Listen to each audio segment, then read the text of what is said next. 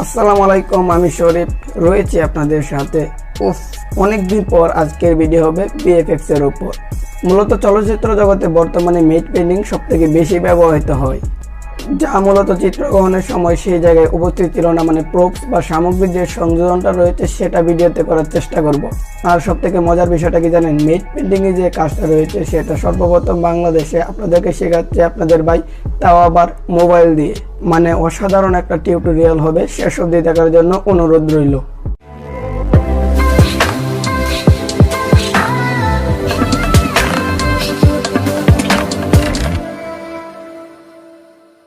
Welcome back viewers. তো সর্বপ্রথম আপনাদের কিছু ইমেজ বা ছবির প্রয়োজন হবে, যেমন মেঘ, নৌকা, পাহাড়, পর্বত। যে পিএনজি গুলো আমি ভিডিওতে ব্যবহার করেছি সেই সবগুলো পিএনজির লিঙ্ক আমার এই ভিডিও ডিসক্রিপশন বক্সে লিঙ্ক দিয়ে দেব, সেখান থেকে ডাউনলোড করে নেবেন। এবার চলে আসুন কাইনমাস্টারে। কাইনমাস্টার যে কোনো ভার্সন আপনি ব্যবহার করতে পারেন। আমি ব্যবহার করছি কাইনমাস্টার 1.1, তো আপনি যে কোনো ভার্সন ব্যবহার করতে পারেন। কাইনমাস্টার প্রবেশ করার পর আপনি আপনার কাঙ্ক্ষিত ভিডিওটিকে নির্বাচন করুন। দ্বিতীয় ধাপে আপনাকে চলে যেতে হবে লেয়ার থেকে মিডিয়াতে, কারণ এইখান থেকে আমরা আকাশের ছবিটা নির্বাচন করব। এটাকে উপরে নিচে করুন অথবা কাস্টমাইজেশন করুন, এটা আপনার ভিডিও অথবা আপনার উপর নির্ভর করবে। ও আরেকটা কথা না বললে নয়, অতিরিক্ত যে অংশগুলো রয়েছে সেটা করার জন্য আপনি ব্যবহার করতে পারেন ক্রপ টুল। ক্রপ টুলের সাহায্যে অতি তাড়াতাড়ি এই অংশগুলো কেটে ফেলা যায়। কেটে নেওয়ার পর আপনি আপনার আকাশের ছবিটা নির্বাচন করুন। নির্বাচন করার পর আপনি চলে যান ব্লেন্ডিংয়ে। ব্লেন্ডিং থেকে হার্ড লাইটটা সিলেক্ট করে ফেলুন। আচ্ছা, সচরাচর আমরা হার্ড লাইট নিয়ে কাজ করি না, তাহলে এখন কেন করলাম? এর পিছনে রয়েছে প্রধান একটি কারণ। আপনি যদি হার্ড লাইটটা কোনো ভিডিওতে ব্যবহার করেন তাহলে এটি অনেকাংশেই উজ্জ্বল হয়ে উঠবে। এইখানে একটু বেশি লাগছে, তাই এর অপাসিটিটা 50 বা 40 করে দিবেন। অপাসিটিটা 40 বা 50 করে দিলে এটা অনেকাংশেই বাস্তব মনে হবে। এবার চলে আসুন কি ফ্রেম বা চাবি অপশনের উপর। কি ফ্রেম বা চাবি অপশনে টোকা দেওয়ার পর আপনি চলে যান সর্বশেষ যে ফ্রেমটা রয়েছে সেই জায়গায়। তারপর এই যে আকাশের ছবিটা আছে এটাকে টেনে বড় করে দিন, তাহলে এটা পরবর্তী যে অ্যানিমেশনের মতো লাগবে। তৃতীয় ধাপে আমরা আবার চলে যাব লেয়ার থেকে মিডিয়াতে, কারণ এইখান থেকে আমরা এখন মাউন্টেন বা পাহাড়ের যে ছবিটা রয়েছে সেটাকে নির্বাচন করব। হ্যাঁ, আপনি অবশ্যই চাইলে ক্রপিং অপশনটাকে ব্যবহার করে আপনি অতিরিক্ত যে অংশগুলো রয়েছে সেটি কেটে ফেলতে পারেন। এইখানে আমি যেটা চিন্তা ভাবনা করেছি, মাউন্টেন বা পাহাড়ের যে ছবিটা রয়েছে সেটা আমি নদীর উপরে বসাবো, অর্থাৎ দূর থেকে মনে হবে এটা একটা দ্বীপ বা বলতে পারেন আইল্যান্ড। যদি আপনি এরকম চিন্তা ভাবনা করে কিছু বসান বা অ্যাডজাস্টমেন্ট করেন তাহলে আমার মনে হয় কেউ বুঝতে পারবে না এটা ফেক ভিউ বা বলতে পারেন ফেক ইমেজ। আর হ্যাঁ, আলফা বা অপাসিটি থেকে এর মানটা যেটা রয়েছে সেটা 40, 50 বা 60-এর ভিতরে রেখে দিন, তাহলে সেরা আউটপুট আপনি পেয়ে যাবেন। আমরা আবার চলে যাব কি ফ্রেম বা চাবি অপশনে। তারপর আবার চলে যাব সর্বশেষ যে ফ্রেমটা রয়েছে সেটাতে, তারপর গিয়ে টেনে বড় করে দেব। তাহলে মনে হবে এটা একটা অ্যানিমেশন, যা প্রকৃত অর্থে কিছুই হয় নাই। চতুর্থ ধাপে আমরা আবার চলে যাব লেয়ার থেকে মিডিয়াতে, কারণ এখান থেকে আরেকটা পাহাড়ের ছবি নির্বাচন করব, কারণ একটা পাহাড়ের পাশে তো আরেকটা পাহাড় দরকারই আছে। কি কম্বিনেশন, ওয়াও! আর হ্যাঁ, আপনি চাইলে অবশ্যই ক্রপিং টুলটাকে ব্যবহার করতে পারেন। ক্রপিং অপশন দিয়ে আপনি বাড়তি যে অংশগুলো রয়েছে সেটাকে কেটে ফেলতে পারেন। তারপর আগের পাহাড়টার পাশে এই পাহাড়টা বসিয়ে দিবেন।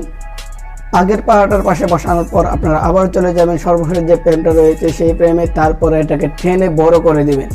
তাহলে মনে হবে যে অ্যানিমেশন মতো, প্রকৃত অর্থে এটা কিছুই হয় না। আর হ্যাঁ, আপনি আলফা বা অপাসিটি থেকে এর যে মানটা রয়েছে সেটা 50 বা 60-এর ভিতরে রাখুন, তাহলে অনেকাংশেই বাস্তব মনে হবে। একটা পাহাড়ের পাশে তো আরেকটা পাহাড় বসানো হলো, এখন যেন আমার কি যেন কম কম লাগছে। ও, নৌকা বাত আছে। তো আমরা আবার চলে যাব লেয়ার থেকে মিডিয়াতে যাওয়ার পর আমরা নৌকা বাতের পিকটা নিয়ে আসবো। তো নৌকার পিএনজিটা আপনি ছোট বা বড় করে দেখতে পারেন আপনার ভিডিওর সাথে মিলে কিনা, অর্থাৎ খাপ খেয়ে যায় নাকি। তো আমি একটু রিসার্চ করে নিতেছি,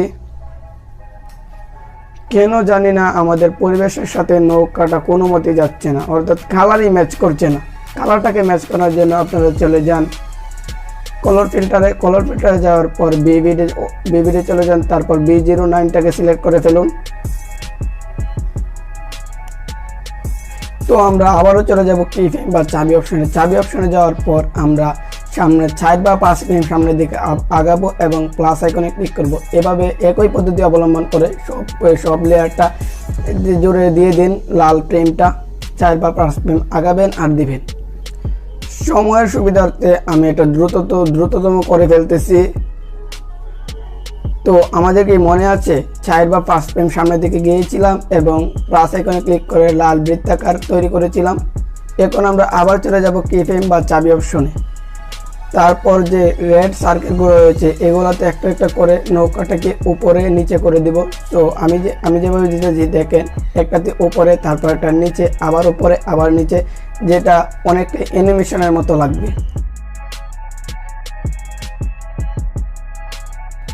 তো এখন আমি যেটা চিন্তা ভাবনা করেছি, পাহাড়ের উপরে কয়েকটা পাখি বসাবো, তারপর পাখিগুলো উড়ে গিয়ে পাহাড়ের পিছনে গিয়ে মিলিয়ে যাবে। তো তার জন্য আমরা আবার চলে যাব লেয়ার থেকে মিডিয়াতে যাওয়ার পর আমরা পাখির যে গ্রিন স্ক্রিন ভিডিওটা রয়েছে সেটাকে নিয়ে আসব।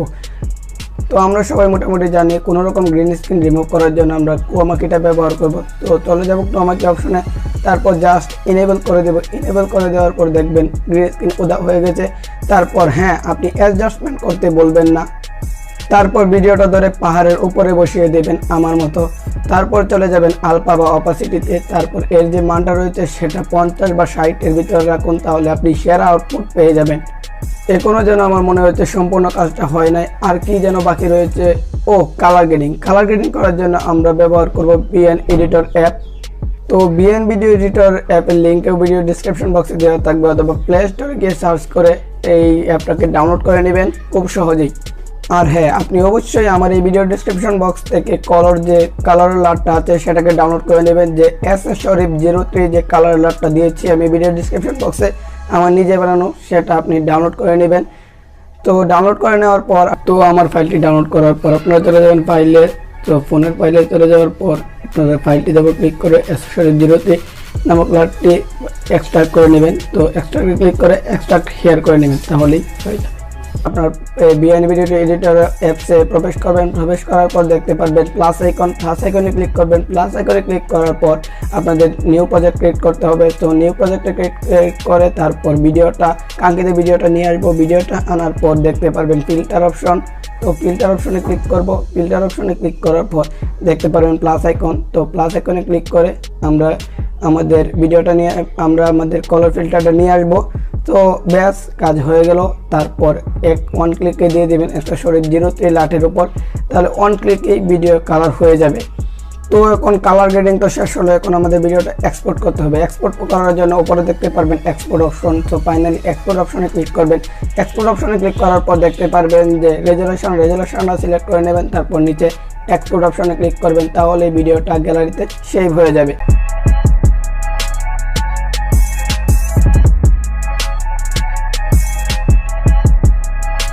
তো আমার এই ভিডিওটি শেষ অবধি দেখার জন্য অসংখ্য ধন্যবাদ। ভিডিওটি যদি সত্যি ভালো লেগে থাকে তাহলে একটা লাইক এবং চ্যানেলটিকে সাবস্ক্রাইব করে পাশে আসা বেল আইকনে ক্লিক করে রাখুন। Video editing, TikTok video editing tutorial সবার আগে পাওয়ার জন্য। তো আর কি, খুব শীঘ্রই নতুন কিছু নিয়ে দেখা হচ্ছে। Level up.